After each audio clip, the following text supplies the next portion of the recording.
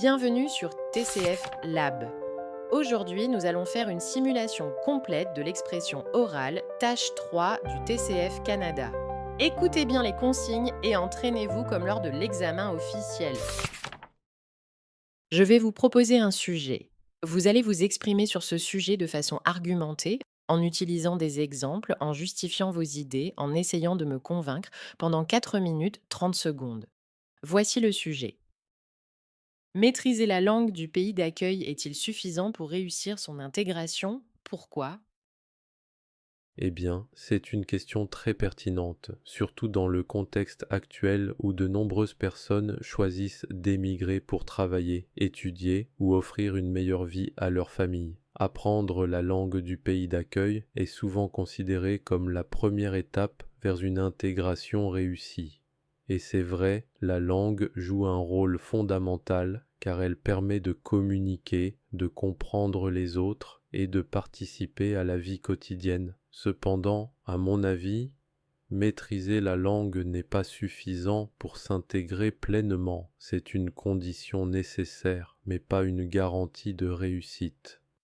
D'abord, la maîtrise de la langue est sans aucun doute le point de départ essentiel de toute intégration.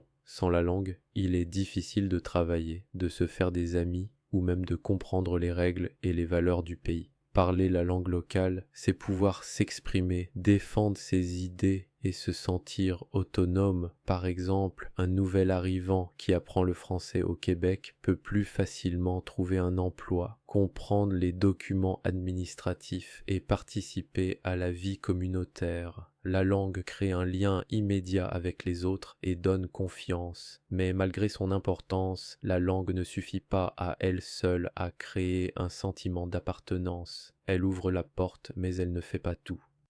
Ensuite, l'intégration dépend aussi de la compréhension des codes culturels et des comportements sociaux. Chaque société a ses valeurs, ses façons de communiquer et ses références implicites. Une personne peut parler la langue parfaitement, mais si elle ne comprend pas les attitudes, l'humour ou les règles non dites, elle risque de se sentir toujours étrangère. Par exemple, au Québec, la communication est souvent plus informelle qu'en France, et la convivialité fait partie de la culture.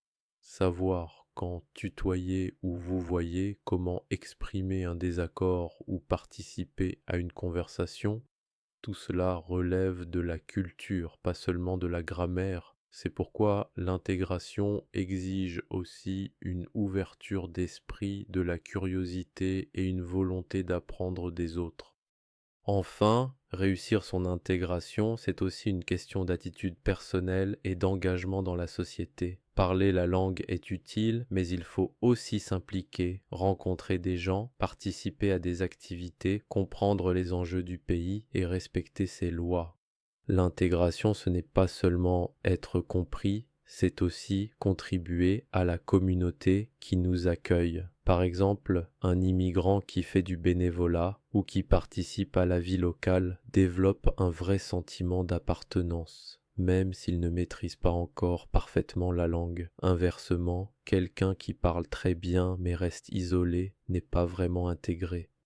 En conclusion, je dirais que maîtriser la langue du pays d'accueil est une étape essentielle mais pas suffisante pour réussir son intégration. C'est un outil, un point de départ, mais l'intégration réelle se construit à travers les relations humaines, la compréhension de la culture et la participation à la vie sociale. En somme, parler la langue permet d'ouvrir la porte de la société, mais pour y trouver sa place, il faut aussi savoir y vivre, y participer et y contribuer avec respect et ouverture.